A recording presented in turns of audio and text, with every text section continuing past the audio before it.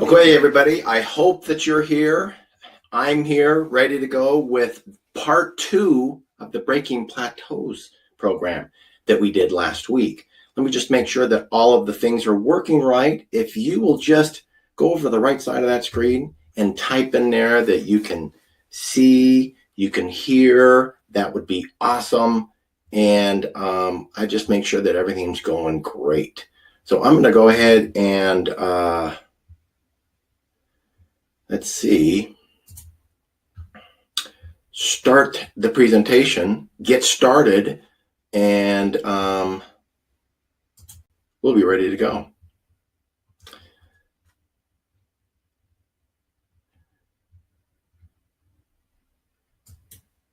All right. Thank you for your patience. I'm doing this, usually I have a little bit of help, so I'm not pressing all the buttons that I normally see here.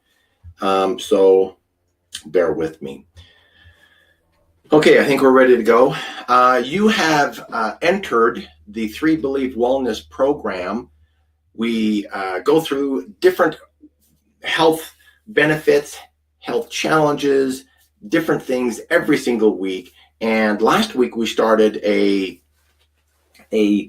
program about breaking through plateaus. And this is part 2 of it. So let's go ahead and get started with that.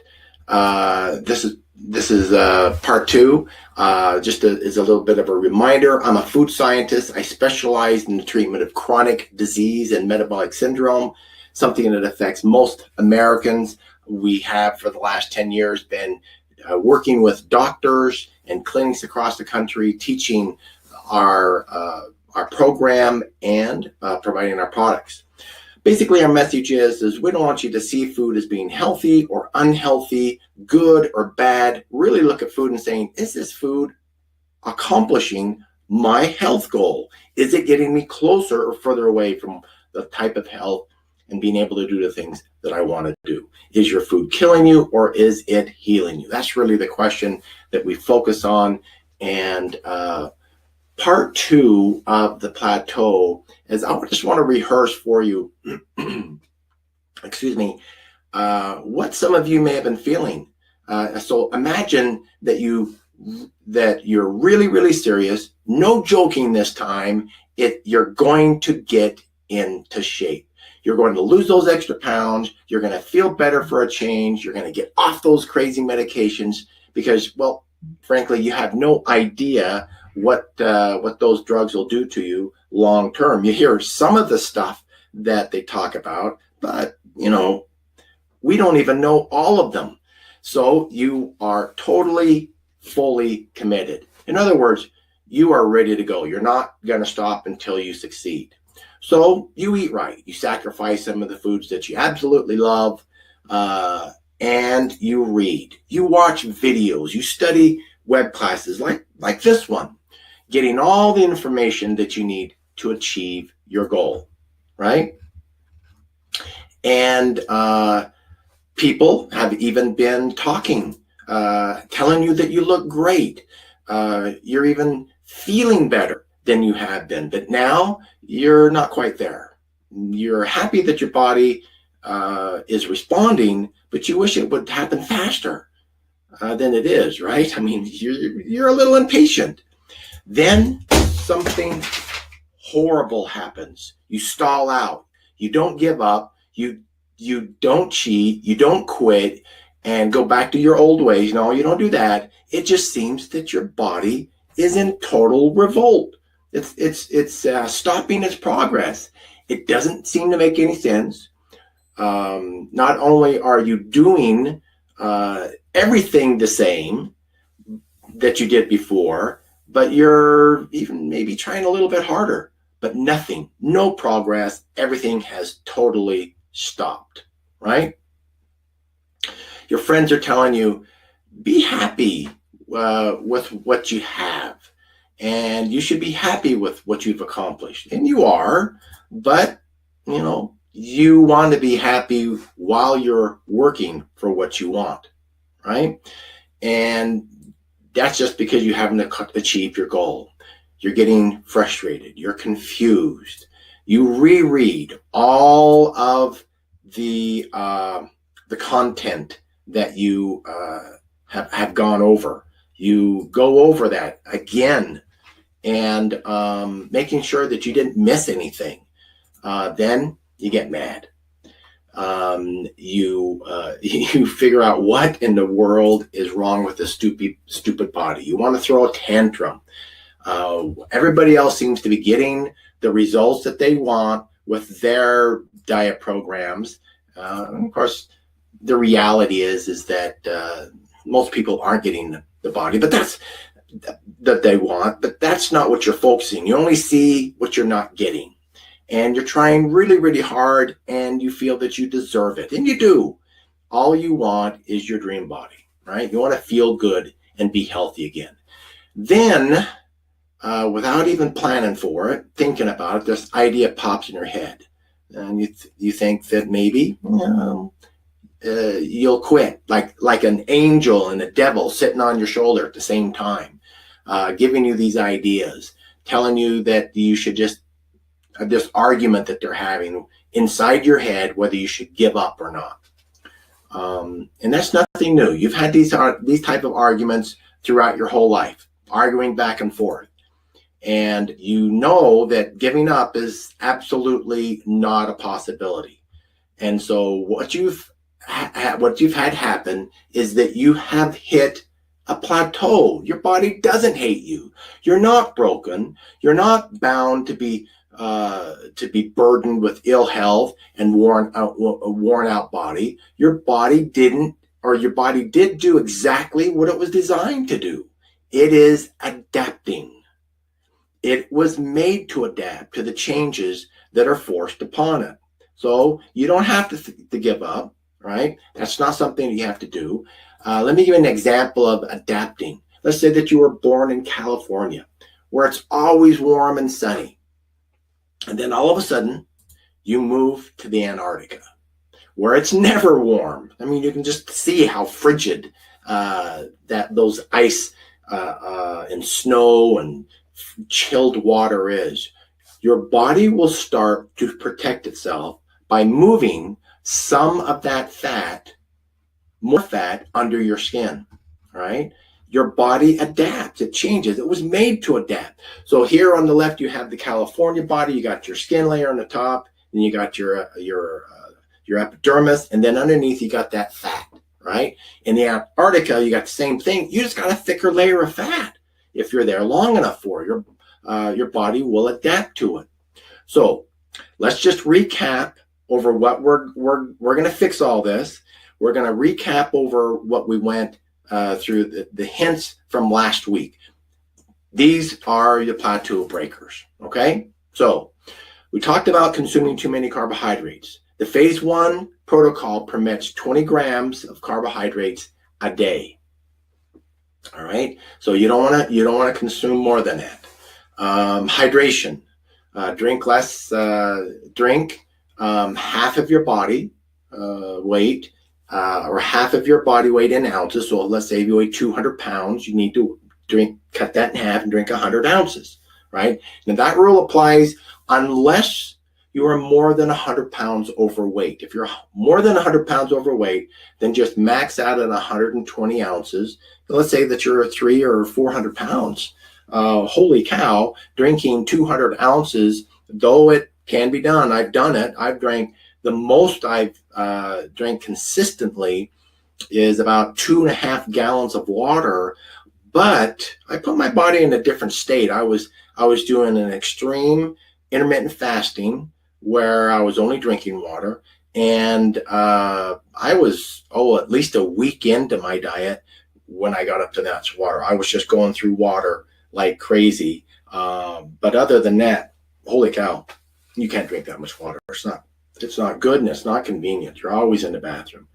We talked about fasting, right? We talked that you're not going more than 4 to 5 hours between your protein meals unless you're doing an intermittent fast, which is one of the things we're going to add to the plateau breakers today. HIIT, IT is the absolute best form of exercise to lose fat. And it has several other advantages over other types of exercising. So make sure you get a sufficient amount of your omega oils, right, in that program or in that diet program. So you want to make sure that you're getting enough of your oils in. And in the program now, it says, if you notice, it'll say omega oil and or MCT. Now that stands for medium chain triglyceride. When I say MCT, that doesn't mean that the MCT can replace the omega pro oil, because MCT is just too high in omega-6. It's a great oil. It's a great, when I use it a lot, but it's mostly omega-6. So use MCT as a supplement and not as a fat replacement to the omega oil that has more omega-3 in it. MCT is a great pre-workout oil, and it's great for using at the end of a fast before you start eating food. Remember, MCT will help build up your cellular lining that has been stripped away in your stomach, and so it helps in that. And consume or confirm that you're consuming the required amounts of your oil, like we talked about in your shakes. Are you okay on your protein? Are you metabolizing more protein than your body needs? Getting too much could be your body's going to take those extra amino acids and break them down to glucose and then down into fat, which is going to get an insulin response, which will kick you out of ketosis, right? Now, I'm going to show you how to make sure that you're not getting too much protein in today's program. So we'll talk about that. Are you sleeping your 7 hours, right? We talked about that. Then we talked about changing from P22 to P6 or P3. Now, if you have a lot of weight to lose, you are going to lose a little bit of muscle. That's unavoidable unless we start using a weight resistance workout program at the same time that you started to lose fat. Now, let's think about this logically, okay? Let's say that you weigh 300 pounds, but your ideal weight is actually 175 pounds. That's an extra 125 pounds on your body that isn't muscle. Even though it's not muscle, your body still has to carry that extra weight around. You go try and strap on an extra 125 pounds in a bodysuit and then try to sit up or walk up the stairs. It's not an easy task. That's hard. Those extra pounds are forcing the muscle that you do have to work harder. And the muscles that you do have are made stronger. Don't be fooled that people that weigh that much, 300 pounds or more, are not all fat, right? They are not weak. In fact, they have more muscle than a person that weighs 175 pounds. That is, if they don't work out with their weights. And so if the 175 pound person isn't pumping iron to build muscles, a person that's 300 pounds that's supposed to weigh 175 pounds, that 300 pound person is going to have more muscle than the person that looks like they have more muscle because they don't have the fat covering it up. That's just the fact, because you have to carry around that extra weight. Your body has more muscle. So we're thinking logically, all right? Let's go back to that. So if they don't work out with weights, the people that are lighter, they're going to be weaker. So when you lose your weight from the 300 pounds, your body doesn't have to work as hard to move your body around, right? Even if you're feeling that muscle protein will start to, what I'm trying to say is your muscle doesn't have this extra 175 pounds carrying around anymore. So if you're not working out, lifting weights, in the meantime, while you're losing that weight, it's going to atrophy. It's going to go away. It's just going to say, hey, I'm not being used. I don't need to use it anymore. And if you're eating enough protein to give you the energy that the muscles that needed to carry on 300 pounds, they're going to say, well, we don't have the muscle anymore. It atrophied. It went away. It shrunk. what are we going to do with all this extra protein? Well, your body's going to not waste it. It'll take it and store it as fat.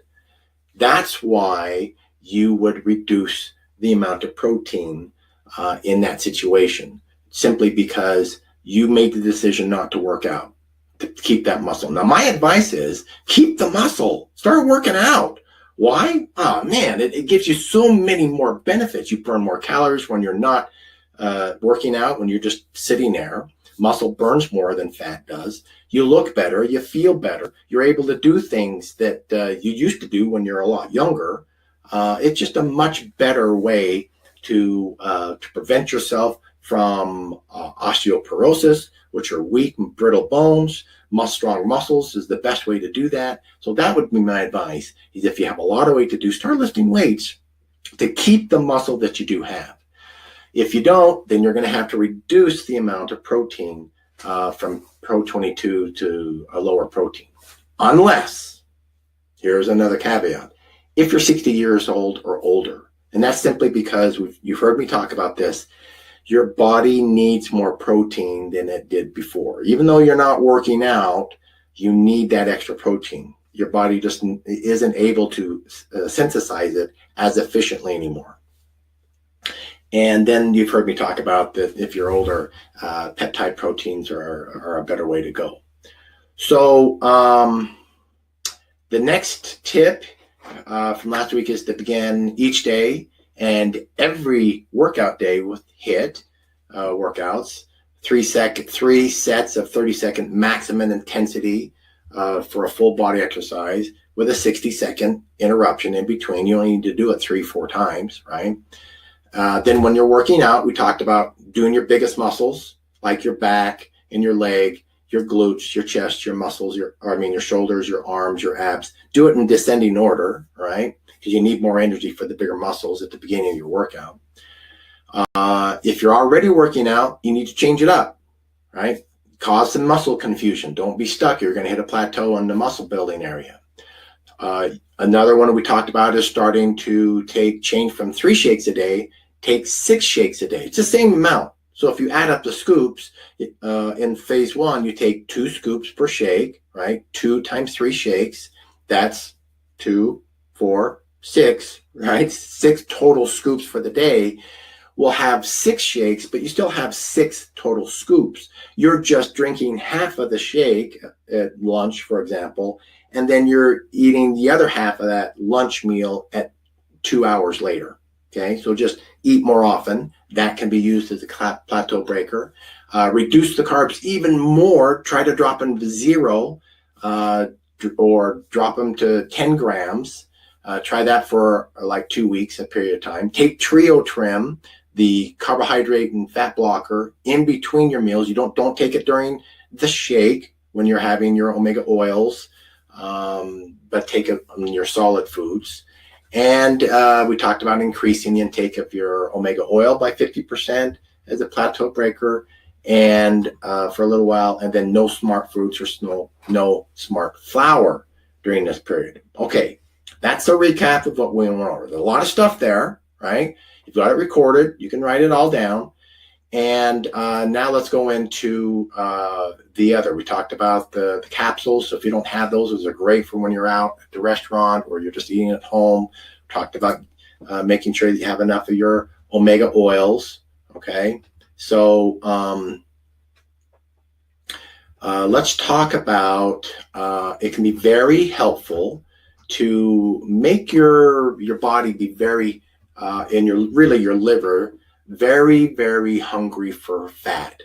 And what you need to do is you need to go to a higher fat, increase your calorie intake to 80%. So you take your total calories, let's say that your machine, the scale that we provide you, will give you your metabolic basal rate. That's how many calories you're likely to be having or should be having a day. Let's just say it's 2,000. Okay.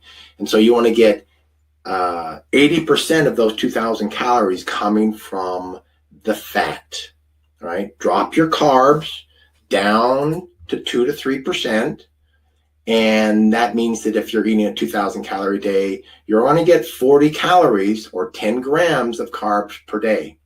Now follow that for 2 weeks. Okay, so you're going to drop it to 2 or 3%. You're on your 2,000 calories a day. The number of calories coming from carbs are only 40, and you follow that for 2 weeks. Right? This will force your liver to start getting used to even more of its amount of energy that it's getting coming from fat. It's making your liver more fat adaptive. That's the goal we're trying to do. Then on the first day of the 3rd week, drop your fat intake to 0 for 2 days. Increase your protein by double and leave the carbs the same. So you're getting the same number of calories a day. You're just changing it now back to 0 fat for 2 days. Since your liver's been getting most of its energy from dietary fats, when it isn't getting any from your food, it will turn to your body fats because there's no carbs to eat, and there'll be some extra proteins, but that's okay. It's going to go right to the storage of fat. If you have a ketone meter, you'll see that your ketone levels, if you do this, will start reading considerably higher. Now, you'll have 2 days of 0 fat and 2 days with 2 pumps of the omega oil in your shake, and do that for 2 days. Rotate this 2 day on or no fat, 2 day some fat, 2 day no fat. Rotate that back and forth for 2 weeks. All right. So let's talk about supplements during this time. Don't take any fat supplements. So if you're taking like those soft gels, the reason why it's a soft gel is because there's liquid inside. And the carrying agent for that, whether it's vitamin A or D or B or E or K, or maybe it's CoQ10, they'll use an oil as the carrying agent. So stop taking those during the 0 fat days. Just take them on the 2 days that you're eating fat. Right? This is easy to do. You can go 2 days without fat. You can go right back on it. Remember, I'm not an advocate to have a no-fat diet. All this is designed to do is really crank up your liver's ability to process fats and then starve it of fats just a little bit to break the plateau, to break it off its adaptive state. Now, if this doesn't break your plateau, lengthen the 0 fat to 4 days, followed by 1 day. Let me go back there. 1 day of high fat. And then, so basically you're doing the same thing as you were before, but instead of having a 2-day fat period, you're going to go to 4 days of no fat, and then go for 2 days with fat, and then 4 days without any fat, 2 days with fat. You'll get the idea, right? So you can, as another technique, while you're doing this some fat, 0 fat regimen, all right, you can interject as a plateau bump is do the intermittent fast. It can be used all in conjunction with the other any plateau breaker. If you haven't fasted before or you hate fasting, use the 18 or the 16-8 method. All that means is you're going to be fasting for 16 hours. You're going to be eating for 8 hours. That doesn't mean you're going to be eating nonstop for 8 hours, right? That just means the time that you do eat is during that 8-hour window. And this is really very, very easy. All these the fasting techniques are to be used with drinking water and taking the hydrate electrolyte capsules. This will regulate your sodium and your minerals for short-term fasting. If you decide to do a longer fast, longer than 3 days, with water, you must add the mineral potassium to avoid a very rare but serious case of having too little potassium in your body, right? So don't go more than 3 days on a water fast without adding potassium to your diet. I like this fasting technique for newbies, for those that haven't done, I'm talking about the 16-8 fast, right? Or people that hate dieting, Half of the dieting period takes place while you're sleeping. You don't even know that it happens. So it's super easy. All you have to do is just stop eating at 8 o'clock. Don't eat until noon the next day. So if you're waking up at 6 or 8, boom, there's your 12 hours right there. So you've more than gotten halfway through the fast, and you were unconscious during it.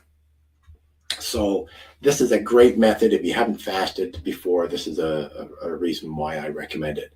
I like the fasting for a lot of reasons. It's good for the liver storage. It helps clean out the glycogens. That's just bundled up glucose, right? That's stored in your liver and in your muscles.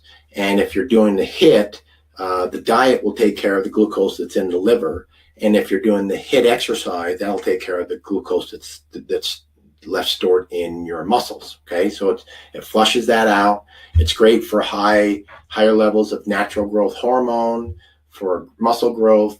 Also great for feeling and looking younger through the autophagy.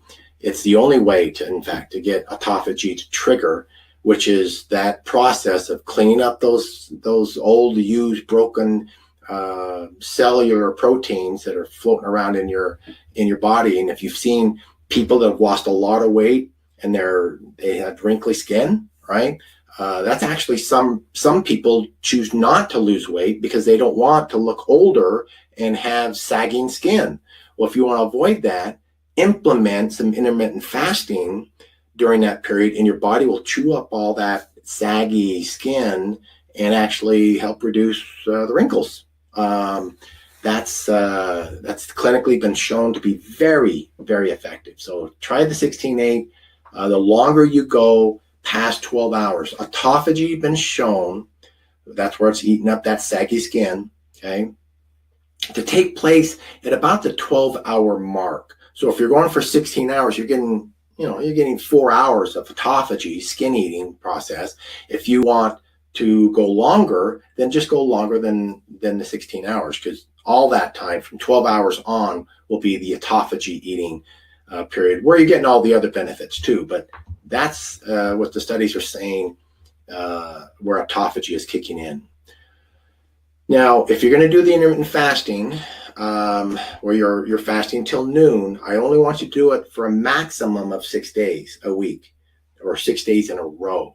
Don't go 7 and then go for another week and another 7 days, because that's been shown to actually start to lower your metabolism. Your body thinks, well, this is okay. We're in a famine. We're just going to always be this way. And it will actually start lowering your metabolism. We want to avoid that. How we avoid that is we have a great celebration, and it involves food. So you just eat in the morning when you wake up. You don't fast. You eat. You can have solid food, or you can have the shake. It doesn't matter. It just makes sure, of course, that it's lower carbs. You don't want to be flooding your body with insulin. And I only do 5 days. So I'll fast for 5 days. I'm fasting right now. I generally like to leave Saturday and Sunday open for breakfast, because we make breakfast for the kids, and sometimes we'll go out. And that's why I do it on the weekend. You can do it any day of the week. Your body doesn't know a calendar. So you pick the day, but I'll do 2 days of non-fasting. That keeps my metabolism up. Let's see. Another great reason for the intermittent fasting while you're trying to break your plateau is more and more studies are coming out of the cognitive and mental ability. It makes you focus better, and it is the easiest method to turn the tides of dementia and Alzheimer's. So if you're afraid of any of those symptoms, and you're afraid of starving to death, being so hungry that you can't think, then just take a little extra fiber at night. So if you haven't fasted, when you started fasting at 8 o'clock, before you go to bed, drink some water, take some fiber. Now, I don't like generally recommending that you take psyllium fiber, because it has a tendency to be addictive to your bowels, meaning you can't go and have a healthy bowel movement without having taken psyllium husk. That's one of the negative side effects. But you're taking it temporarily. It's not something you're doing every single day for long term. So if you're just trying to get used to fasting and you're afraid of being starving the next day, then take some extra fiber, take 10 to 20 grams, and take it along with 2 pumps of the omega oil only at the 8 o'clock hour, right? If you're going to go later than 8, or the oil will interrupt your fast, right? So remember, we're 0 calories. That will help prolong the satiety feeling, the feeling of being hungry, if you take it with the oil as well. And it slows down the digestion. The fiber helps slow down the digestion of the oil. And that's a great thing, because that fat is going to leak some fatty acids into your bloodstream, and that gives you a little bit of an edge for when you're trying to increase your ketone bodies. Now, why do we want ketone bodies? Because it burns more fat. That's awesome. We want that. That's a good thing. And again, if you're measuring yourself with the ketone meter, you only need to see 0.1. They know you're in fat burning, so you don't have to be at 0.5 or 5.0 or 6.9, okay?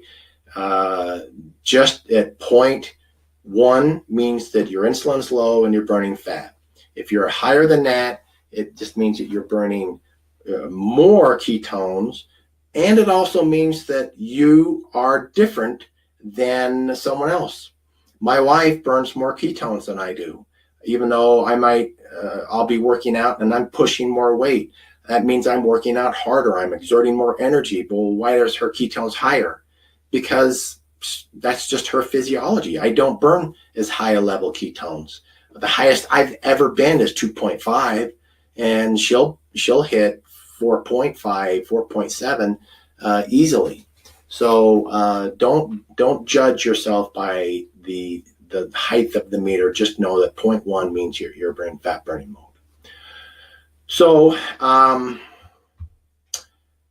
let's see, for that, after your fast, let's talk about that. After your fast, that first meal that you have, I suggest using a collagen protein to help restore your gut.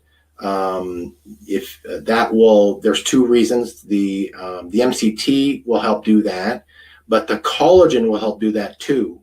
So if you used some MCT along with the collagen, our peptide protein, then you're getting a double whammy effect. That'll help build that lining in your stomach. Again, it'll help digest your foods, the solid foods that you're going to be eating in a couple of hours after that.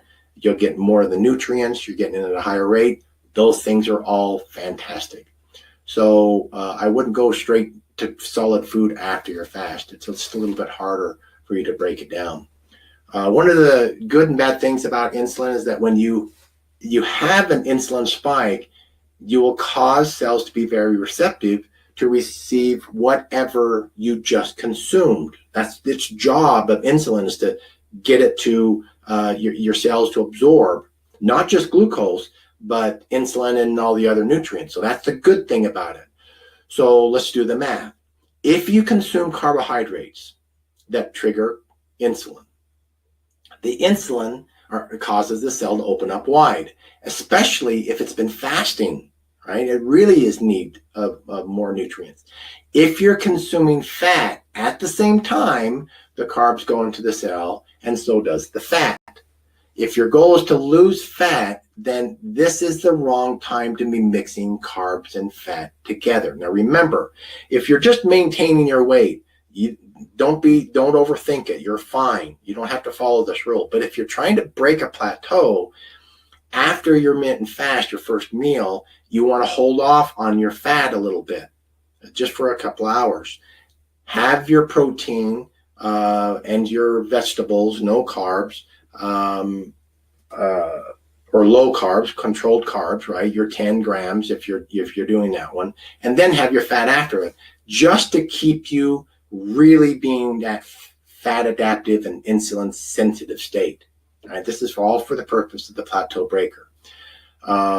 If you consume carbs by themselves, then just the carbs will go into the cell. If you consume carbs by itself, Fat doesn't even get an insulin response. It doesn't even trigger it. So you're not getting the cell to open like it would if it had insulin along with it. So don't combine fats with the carbs when you're trying to break or when you're trying to do a plateau break. Either fat or carbs and proteins, or fats and proteins, but don't mix them together. All right. So let's see. I think I have an image for this. Sorry, I skipped through these a little bit. I got a little carried away. There's our peptide protein, great for after the fast and then our working out. So I want to talk about, let's go back to the working out section. This is a big one. This is really important. When should you work out really comes down to your fasting period.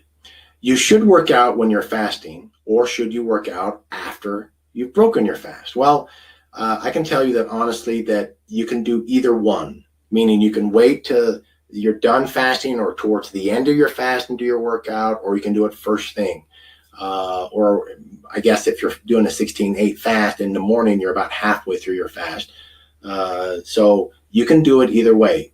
But if you want a lot more bang for your buck, a lot of physiological maximum, then work out in the morning, which is going to be the middle of your fast if you started the night before. Or you can work out at the end, right? You'll get both great effects, but some people are afraid that if they work out when they're fasting, they're going to run out of energy. That's you won't. Don't worry about that. You were created to go for days without food and still be able to track down your food and kill that woolly mammoth and feed yourself. That's the way we were designed.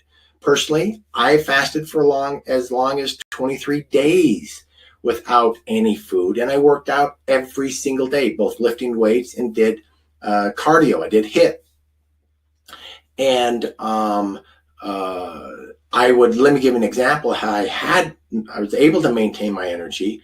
Is that I'd start my bench, for example, and I'd put 330 pounds on it, and I would do my sets. I'd do 8 to 12 reps, and then I'd rest, and then I'd go do that again. And I'd do that 5-6 times with descending weight because I wanted to max out. Descending weight means that I do it, let's say 12 times.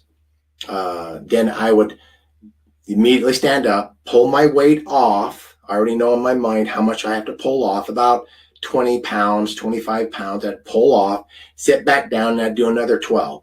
I wanted that last one, that last 10th rep or 12th rep, I couldn't quite hit it. I'm pushing as hard as I can. So when I say to failure, that's what I mean. Okay, you want to fail in doing the last rep.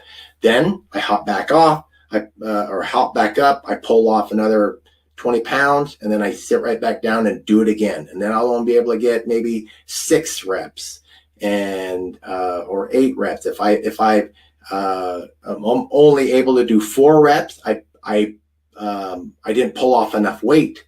Right? I want to try and hit that 10 to 12 rep, or I guess 8 to 12 rep area at each time I pull the weights down. That's what descending weight means. And there's so many benefits that come through doing a pushing to your failure, but also working out during your fast. You're going to get a much higher spike in your hormones. You're going to burn more and more ketones. That means you're going to be burning more and more fat. There are so many benefits that come through working out this way. But the point that I'm trying to make is that by the 23rd day, I was still doing my workout. When I go to sit down to do my bench, well, I would still be able to do about 85-90% of my bench weight from 23 days previous. So I'm not quite as strong, right? I don't have quite as much energy, but that's 23 days later. So if you go into a morning of you've only been fasting for 12 hours, you're going to have enough energy. Don't worry about that. You're going to be just fine. You might feel a little shaky if you've never fasted before, but that's just your body getting used to all of the where it's getting its energy from. So you'll be all right. Now, remember, there's some good reasons to go longer than 16 hours on the fast. If you decide to do that, you'll get an exponential amount of benefits, and you go into a larger fast. Just keep in mind that as you go longer, I wasn't 23 times hungrier on the 23rd day as I was on the second day. You'll only reach a certain level of hunger, and even after the third day, you're not hungry anymore. And then to come back about mealtime, and then I'm hungry, and then that drops, and then I am not hungry anymore, and then I'm hungry, just like you would if you're eating food. So don't think that you're just going to be starving all the time, or wake up in the middle of the night chewing on your pillow. Okay, so there's one last type of fasting. Prolonged fasting is very good, but there's something called a dry fast. Now that's an extreme form of fasting. It's where you don't drink any water. You do it for 24, 36 hours at the max. All right. The reason that you want to do this is because it's forcing your body into a state of something called molecular water. Okay. Which basically means, because you're not drinking any water, your liver and your other body functions must have water to do their job. So it will pull the hydrogen from your fat and make molecular water. What that means is that you're going to burn more fat, because it's pulling the fat for the purpose of getting water. There's hydrogen that's in your fat. When you breathe, you're mixing now oxygen in with that hydrogen that your body just pulled out of your out of your fat storage, to create this molecular water so your body can continue. Your body it's an amazing mechanism to keep you operating properly. And if you know some of these science techniques, then that's why these plateau breakers can be so powerful. They can be so useful. But this is an extreme form of fasting. I want you to make sure that you talk with your doctor before you do a dry fast. Okay, just make sure that there's no complications, and you only need to don't do it more than once every 6 months. Okay, it's not that necessary. Okay, if you're a couple, a man and a woman, and they go on to fast together, fasting is going to be harder for the woman than it is for the man in the case of hunger cravings. And that's because of the extra complexity of a woman's reproductive system. Guys, we don't have babies. Women do. They're different on the inside, just in case you didn't know. Well, those differences, those complexities require more hydration and more nutrients. And so a woman's her body's going to say, hey, give me some food. Her cravings are going to be more heightened than a man. So guys, be sensitive to women. If the woman is saying, I am starving, why aren't you starving along with me? And you're like going, I'm not so bad. I guess I have greater willpower than she does. That's not the case. She has different plumbing than you do, and she's just as strong as you are. So get over it, right? You're awesome, but you're not more awesome than she is. So ladies, just prepare for it. You can get through it. It'll cycle back around, and you won't be starving either. And remember, it's only 16 hours. These techniques that I'm telling you are great for this time that I call the fat holidays. Right? So many of us, unfortunately, get the only gift that we get through the holidays is that we just got fatter. Right? So I want you. This holiday starts from about now, from Halloween all the way to Valentine's Day, and the average American gains 8 pounds during this period. So let's stop that nonsense and start implementing some of these techniques, these breaking plateaus. Why not do some fasting after you have a crazy holiday meal at work or at your neighbors from now to the holidays? Then go do a week's worth of plateau breaking techniques. It'll work great. That way you don't have to wait till the end of the year to lose all the weight that you processed or that you gained. The studies show that during the holidays, that you're more likely to consume processed foods and refined sugars. Now, what is processed food? All it means is it's processed more, and you're going to get a higher insulin spike. I just heard a study while I was working out that I was watching a channel that I watched.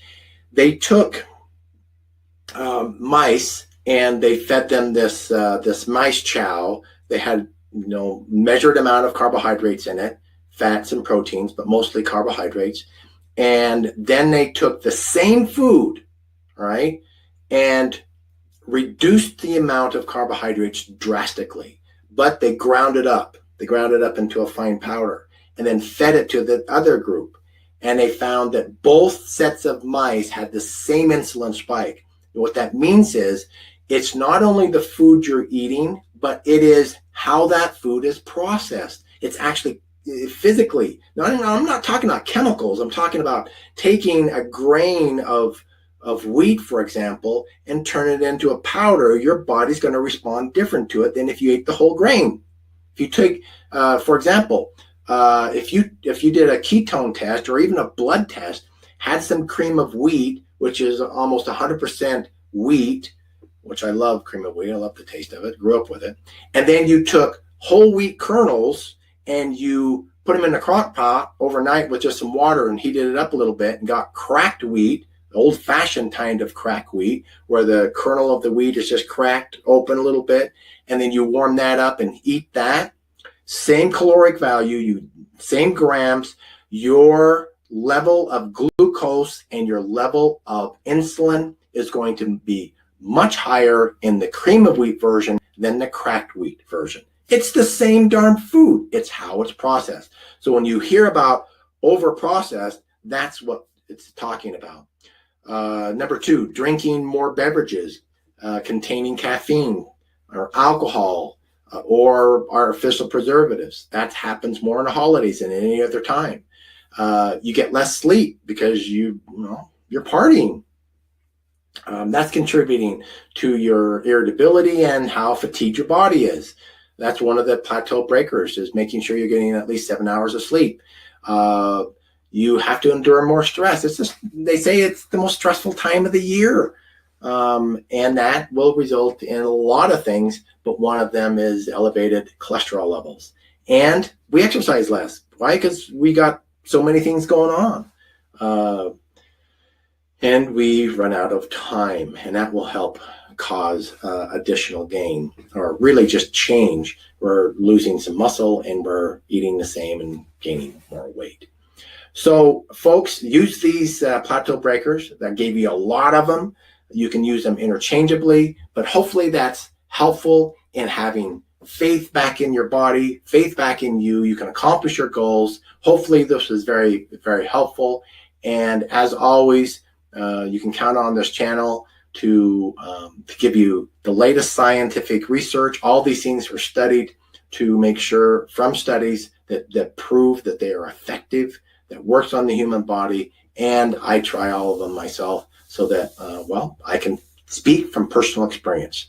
Thanks for tuning in. Until next week, I'll see you later.